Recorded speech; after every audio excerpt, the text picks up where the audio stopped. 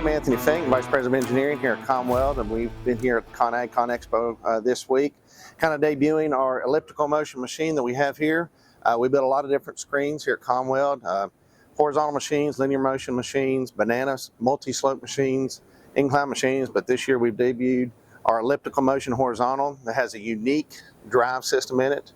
It's a two-shafted model that can adjust the phase while in motion, all through a patent-pending transmission that we've developed at Conn-Weld.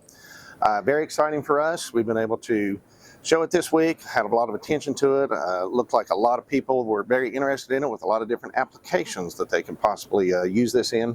So yes, we're very excited, going to have this out on the market very soon.